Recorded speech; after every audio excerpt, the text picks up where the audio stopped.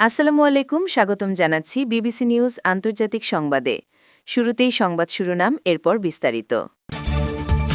ইরানে অভিযান এখনও শেষ হয়নি, নেতানিয়াহু। পাকিস্তান ছাড়ল ইরানি প্রতিনিধি দল। ভোটের মাঠে একাই লড়াই কংগ্রেসের, বাংলায় প্রচারে আসছেন রাহুল প্রিয়াঙ্কা। এক বৈঠকেই চুক্তি হবে, কেউ আশা করেনি। দর্শক, এতক্ষণ শুনছিলেন সংবাদ শিরোনাম। এখন বিস্তারিত। আপনি যদি ইসরায়েলের ধ্বংস চান এবং মুসলিমদের পাশে থাকেন, তাহলে ভিডিওতে লাইক করে চ্যানেলটি অবশ্যই সাবস্ক্রাইব করে দিবেন এবং আপনার মূল্যবান মতামত অবশ্যই কমেন্টে লিখে জানিয়ে দিবেন। এখন বিস্তারিত। ইরানে অভিযান এখনও শেষ হয়নি, নেতানিয়াহু। ইরানে এখনও অভিযান শেষ হয়নি বলে দাবি করেছেন ইসরায়েলের প্রধানমন্ত্রী বেনিয়ামিন নেতানিয়াহু। সেই সঙ্গে তেহরানে এখনও আরও পদক্ষেপ নেওয়া বাকি বলেও জানান তিনি। খবর জেরুজালেম পোস্টের। শনিবার ১১ এপ্রিল নেতানিয়াহু বলেন, এই অভিযান এখনও শেষ হয়নি। ইরান আমাদের ধ্বংস করতে চেয়েছিল, কিন্তু এখন তারা নিজেদের টিকিয়ে রাখতে লড়াই করছে। আমাদের এখনও অনেক কিছু করার আছে। ইরানে পদক্ষেপ নেওয়ার ক্ষেত্রে আমরাই প্রথম ভয় ভেঙে এগিয়ে গেছি। তিনি আরও দাবি করেন, ইরানের সরকার এখন যুদ্ধবিরতির জন্য চাপ দিচ্ছে এবং তাদের নেতৃত্বের ভেতরে মতবিরোধ রয়েছে। একই সঙ্গে ইরানের ক্ষেপণাস্ত্র মজুদ ধীরে ধীরে কমে যাচ্ছে বলেও তিনি উল্লেখ করেন। নেতানিয়াহু বলেন, আমাদের লক্ষ্য ছিল ইরান সরকারকে ১৯৭৯ সালের পর সবচেয়ে দুর্বল অবস্থায় নিয়ে আসা।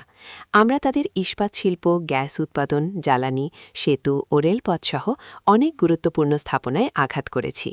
তিনি আরও দাবি করেন, অপারেশন রাইজিং লায়ন ও রোরিং লায়ন না হলে ইরান ইতোমধ্যেই পারমাণবিক অস্ত্র পেয়ে যেত। আমরা তা ঠেকিয়েছি। তার মতে, এসব অভিযানে একাধিক পারমাণবিক বিজ্ঞানী নিহত হয়েছেন এবং ইরানের পারমাণবিক স্থাপনাগুলোতে আঘাত করা হয়েছে। এছাড়া বর্তমানে ইরানের কোনো সক্রিয় ইউরেনিয়াম সমৃদ্ধকরণ কেন্দ্র নেই বলেও তিনি দাবি করেন। পাকিস্তান ছাড়ল ইরানি প্রতিনিধি দল। যুক্তরাষ্ট্রের সঙ্গে আলোচনা ব্যর্থ হওয়ার পর পাকিস্তান ত্যাগ করেছে ইরানের প্রতিনিধি দল। এই দলে ইরানের পার্লামেন্ট স্পিকার মোহাম্মদ বাঘের গালবাফ এবং পররাষ্ট্রমন্ত্রী আব্বাস আরাগচ্চি ছিলেন। ইরানের সংবাদ সংস্থা মেহের এ তথ্য জানিয়েছে। এর আগে মার্কিন vice president JD Vance Islamabad ত্যাগ করেন। তিনি জানান, দীর্ঘ আলোচনার পরও কোনো চুক্তি হয়নি এবং ইরান যুক্তরাষ্ট্রের প্রস্তাব প্রত্যাখ্যান করেছে। সব মিলিয়ে আলোচনা ব্যর্থ হওয়ার পর উভয় পক্ষই পাকিস্তান ছেড়ে চলে গেছে। ইসলামাবাদ টক্স শিরোনামেই পাকিস্তানের রাজধানী ইসলামাবাদে শনিবার বিকেল থেকে শুরু হয়ে রবিবার পর্যন্ত এ আলোচনা চলে।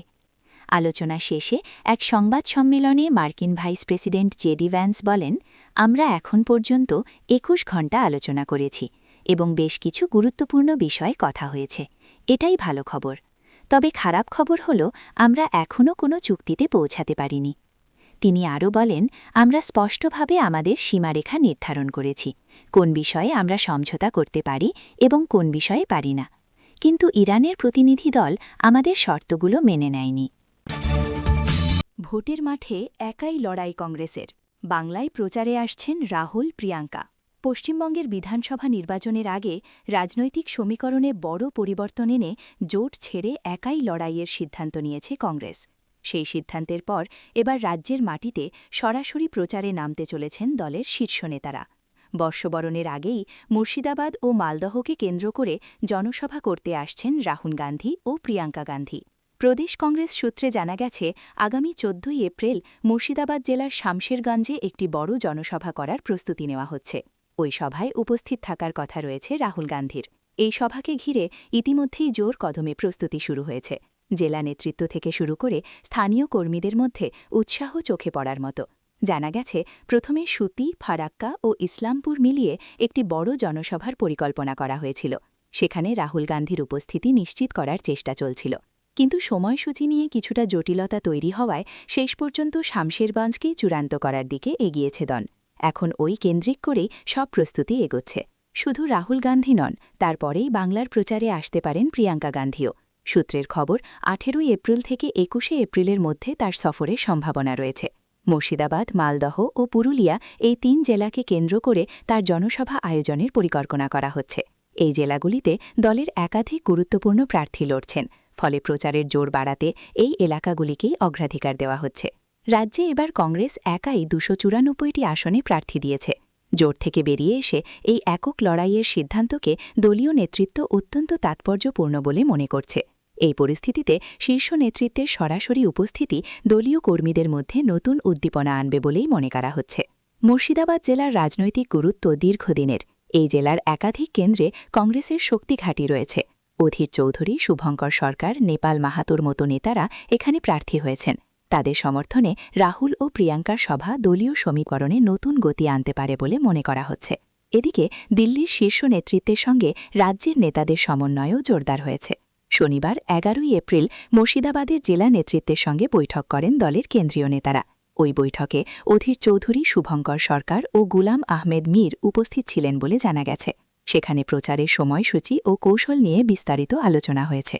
শুধু গান্ধী পরিবারই নন, আরও একাধিক কেন্দ্রীয় নেতাকে বাংলায় আনার পরিকল্পনা রয়েছে। সূত্রের খবর, আজহারউদ্দিন, শচীন পাইলট, ইমরান প্রতাপগড়ির মতো নেতারাও প্রচারে অংশ নিতে পারেন। এতে দলীয় কর্মীদের মধ্যে উৎসাহ বাড়বে বলে মনে করা হচ্ছে। প্রদেশ কংগ্রেস সভাপতি শুভঙ্কর সরকার শ্রীরামপুর কেন্দ্র থেকে প্রার্থী হয়েছেন। তিনি নিজে রাহুল গান্ধীকে তার কেন্দ্রে প্রচারের জন্য অনুরোধ জানিয়েছেন বলে জানা গেছে। ফলে শ্রীরামপুরেও একটি বড় জনসভার সম্ভাবনা তৈরি হয়েছে। রাজ্যে রাজনৈতিক পর্যবেক্ষকদের মতে কংগ্রেসের এই প্রচার কৌশল স্পষ্ট বার্তা দিচ্ছে যে দলটি এবার একক শক্তিতেই লড়াইকে গুরুত্ব দিচ্ছে। জোট রাজনীতির বাইরে এসে নিজেদের সংগঠনকে মজবুত করার চেষ্টা করছে তারা। বর্ষবরণের আগে এই প্রচারসূচি রাজনৈতিকভাবে তাৎপর্যপূর্ণ, কারণ এই সময়টিতে সাধারণ মানুষের মধ্যে উৎসবের আবহ থাকে। সেই আবহকে কাজে লাগিয়ে জনসংযোগ বাড়ানোর চেষ্টা করছে কংগ্রেস। বিশেষ করে সংখ্যালঘু অধ্যুষিত মুর্শিদাবাদ ও মালদহ জেলায় এই প্রচার কৌশল কার্যকর হতে পারে বলেই মনে করা হচ্ছে। সব মিলিয়ে বলা যায়, জোট ছেড়ে একা লড়াইয়ের সিদ্ধান্তের পর এবার মাঠে নেমে পড়ছে কংগ্রেসের শীর্ষ নেতৃত্ব। রাহুল ও প্রিয়াঙ্কার এই সফর রাজ্যের নির্বাচনী লড়াইয়ে নতুন মাত্রা যোগ করবে বলেই মনে করছেন রাজনৈতিক মহলের একাংশ। এক বৈঠকেই চুক্তি হবে কেউ আশা করেনি। বছরের পর বছর ধরে যুক্তরাষ্ট্রের সঙ্গে ইরানের যে দ্বন্দ্ব চলছে তা এক বৈঠকেই শেষ হয়ে দুই দেশের মধ্যে শান্তি চুক্তি হবে এমনটা কেউই আশা করেনি বলে মন্তব্য করেছেন ইরানের পররাষ্ট্র মন্ত্রণালয়ের মুখপাত্র ইসমাইল বাগাই।